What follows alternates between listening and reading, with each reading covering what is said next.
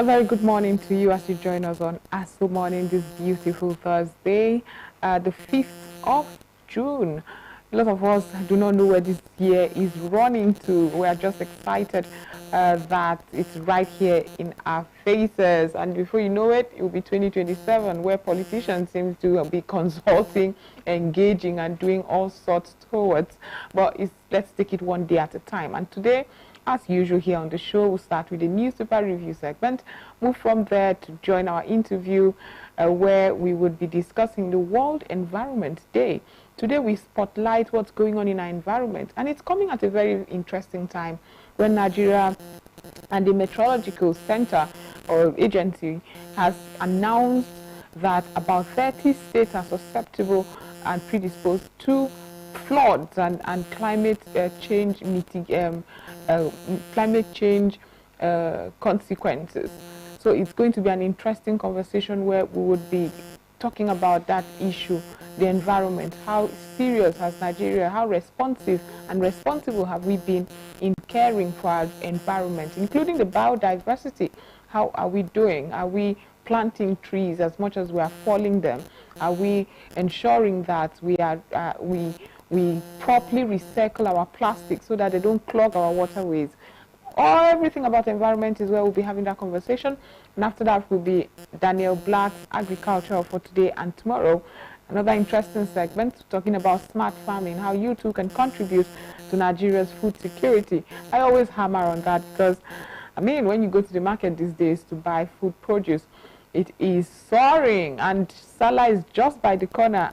Your guess is as good as mine, especially with the flood that happened in Niger State. It has caused a lot of hike in food prices, especially here in Abuja. So much to discuss on today's edition. So stay with us. We'll be right back after this short break to get into the newspapers.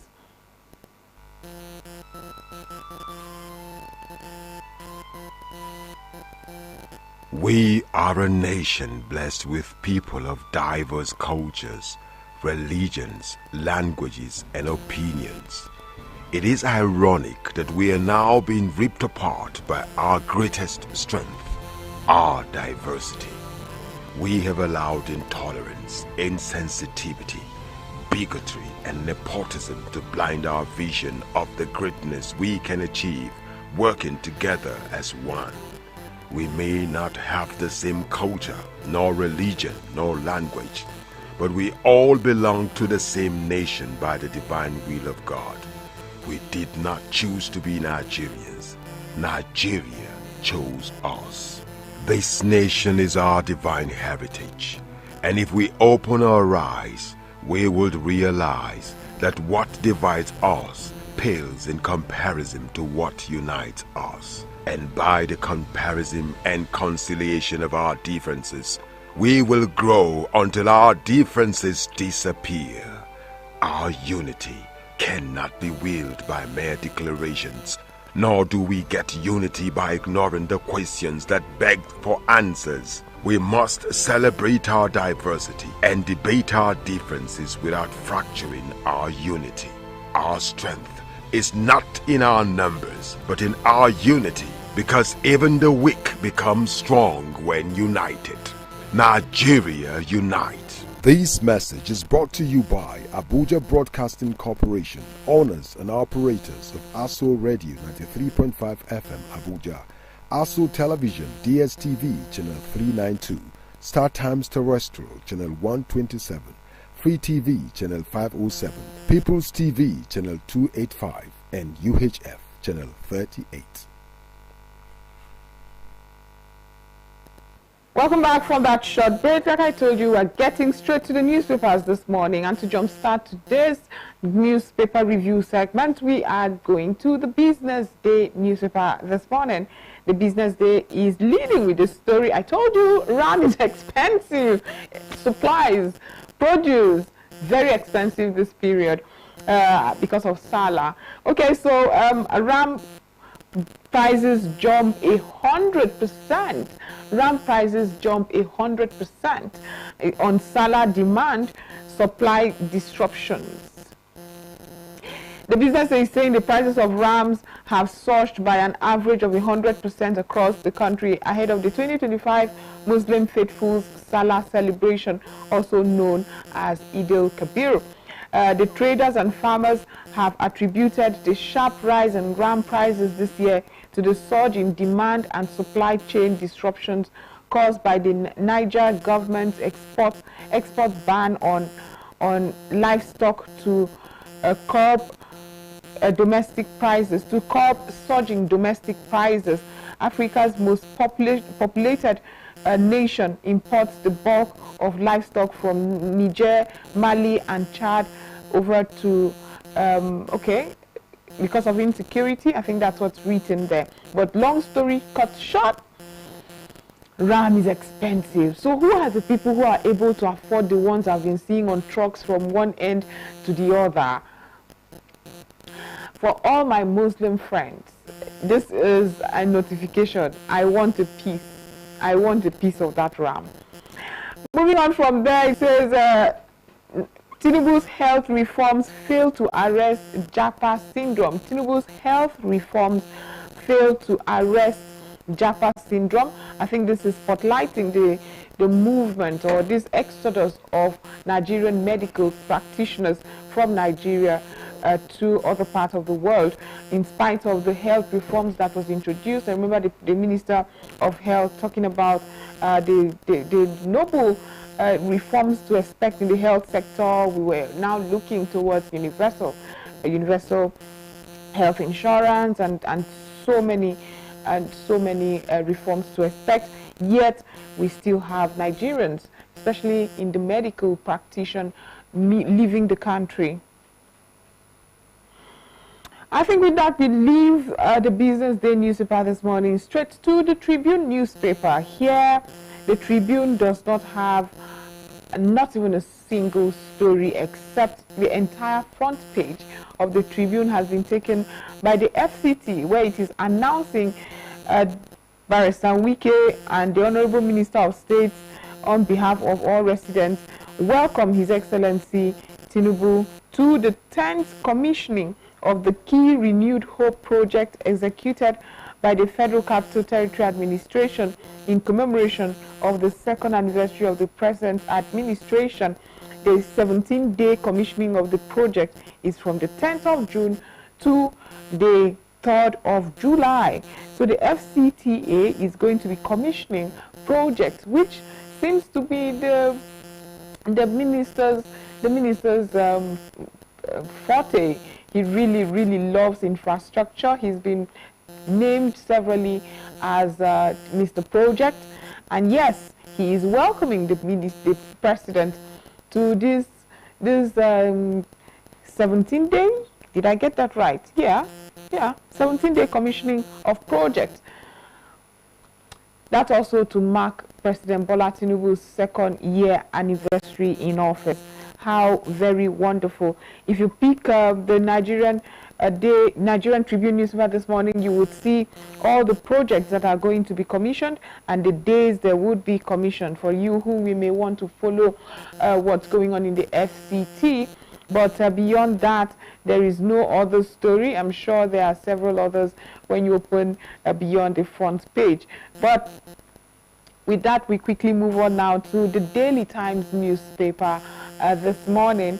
The Daily Times is taking us to Fitch downgrade Afrexim Bank as Orama's legacy is questioned. Fitch downgrades Afrexim Bank as Orama's legacy is questioned. That's where the Daily Times is leading with right there. Right above the nameplate of the Daily Times newspaper this morning, it has here, shadow government, DSS moves to block Utomi's rallies. Shadow government, DSS moves to block Utomi's rallies. Saraki to party faithful, PDP would bounce back in 2027.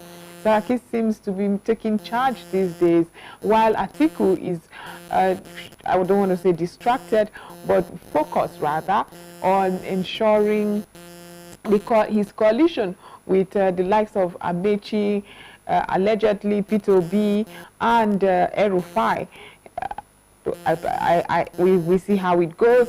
Saraki, has that further affected the PDP, because the coalition was not necessarily accepted by some stalwarts of the PDP. In fact, governors of the PDP made it very clear that they did not want to be part of this coalition. Well, Saraki is confident and optimistic that in 2027 we would see a bounce back. That's how he phrases it. Moving away from that story straight to Enugu State, he says Enugu government begins crackdown on bandit kidnappers. Enugu State government begins crackdown on bandit kidnappers. When I see stories phrased like this, I get very concerned and disturbed, because the crackdown on bandits and kidnappers should not start and end or pause. It's an ongoing battle. So when you hear begins a crackdown, I'm not sure what that means. We have law enforcement for a reason, so that consistently Nigerians feel safe. At no point should you start, stop, pause, or whatever it is. I'm hoping that that's not what the state government said, and the Daily Times is rephrasing, but I do not like this caption when it says begins crackdown. Begins? Were you pausing? Didn't you know it was rife? I mean, at no point should you pause when it comes to fight against criminality in our country. But I guess it's something to be reassured of or to be excited about. The Enugu state government has charged security operatives to crack down on bandits and kidnappers. Hopefully, we would see a continuous crackdown, intelligence gathering that would ensure the activities of this criminal element is not as rife as a lot of times we have been, in recent times we've been recording. But moving away from that, court dismisses 990 trillion pound suit against CBN others. Nigeria Security and Political Economy, that's an editorial right there on page 18 of the Daily Times newspaper. You can pick a copy and understand Nigeria's security and political economy according to this editorial. Now, moving away from that, NCC directs telcos to make USSD deductions from subscribers' airtime. And I question it, but you too can pick a copy. Is on page 2 of the Daily Times newspaper. The question I have is, sometimes you are flat out of airtime and you want to load your credit. Imagine being told that you do not have airtime to buy airtime. Are they going to mitigate that? Because it's one thing to announce that USSD to make bank transactions, your charges would henceforth go through the airtime. And I'm like, what if I want to buy airtime? What if I am so flat out I want to buy airtime, and you tell me I can't use USSD because I do not have airtime? Moreover, haven't we been charged? Is this an extra charge? Because if you use USSD, whether you know it or not, whether the bank alerts you or not, you are charged. I know banks that would first of all tell you, by the way, for using this service, you'll be charged 10 naira, 20 naira. And because you really need to do it, and you and I, 10 naira is nothing, but the millions of Nigerians are paying 10 naira in that same hour. So yes, maybe we should look into this. Are we increasing taxes? Is this more we are paying, or that 10 naira is going to now be charged from the airtime? That story is on page 2 of the Daily Times newspaper. You read it, let's have a conversation. As I hope that you know that we are on YouTube. You can also stream on YouTube. Get your conversations there. Let's engage. You can reach us out as we're also streaming on our Facebook and other social media channels. Let's have this conversation. What are we doing? Are you going to charge me extra? That I need to know. Okay, we move on now to the This Day newspaper. The This Day, just like the other paper that we took earlier, it has the entire front page covered by the FCT welcoming the President of Nigeria to the 17-day-long commissioning that marks the President's 2-year anniversary in office. The Minister of the FCT has reeled out all those activities that would be commissioned. So if you want to follow it up, if you want to know what's going on in the FCT in these 17 days, well, it's right here. It's right here. This is welcoming the president to the commissioning and announcing to the world that Wike is going to commission a 17-day-long commissioning. That's something to celebrate. We have something to celebrate. But if you look around the FCT, you would understand that this isn't just a statement or some cheap political point. He indeed has been working hard around the FCT to ensure that there's a facelift of some sort. Some of us who drive around the FCT miss our way this time. Roads that you've been plying for several years, all of a sudden you're driving and like, no, and you find yourself in a different location. Google Map, thank you so much. You have been so helpful for some of us. Thanks to Wike, Abuja and environs now have a facelift. I was listening to one of the influencers talk about how there are some communities that initially you would never want to drive to because of how bad the roads are and or how dirty your car will become. But now communities in what is expected or referred to as the satellite towns are also feeling the Minister of the FCT's work, as he has several projects scattered around the Federal Capital Territory. So we commend him for the work he's been doing. A lot of Nigerians would say simultaneously look at human capital development when we put it together side by side with teachers still being on strike. We read that yesterday in the FCT. I would think in as much as we are celebrating this facelift, we should also have the minister wade expediently into the teachers' strike. That is what concerns several parents at the moment. So it's very concerning.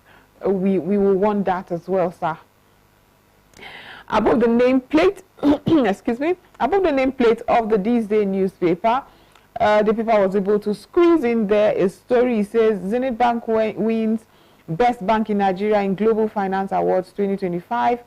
Okay, they didn't ask me.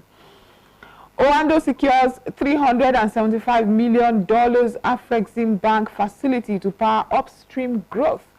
Shetima in Mokwa promises federal government will rebuild flood-ravaged community. That's in Niger State. Remember the flood that swept away several properties in Niger State just last weekend here, and at the moment, I think the last time I checked was over 200 people died from that flood, 500 still missing, several houses and properties and damaged, worth several millions of naira. Very unfair. The vice president rather, is promising that the federal government would rebuild the ravaged community. But beyond that, in the spirit of the boom. Oh, I really wish I could read a bit of that, because somehow I just really enjoy witty captions and topics or headlines. Here it says, development of properties in Abuja, including estates, private apartments and plazas, is experiencing significant growth, with some experts attributing the boom to various factors, including illicit financial activities. Well, checks by Daily Trust also revealed that foreign remittances are high, a major factor responsible for this. Okay, that right there is unclear, but you have an idea. You could pick the paper to read details of that story, talking about illicit activities funding property boom in Abuja and foreign remittances. I love the foreign remittances part. We've been encouraging our foreigners and Nigerians in diaspora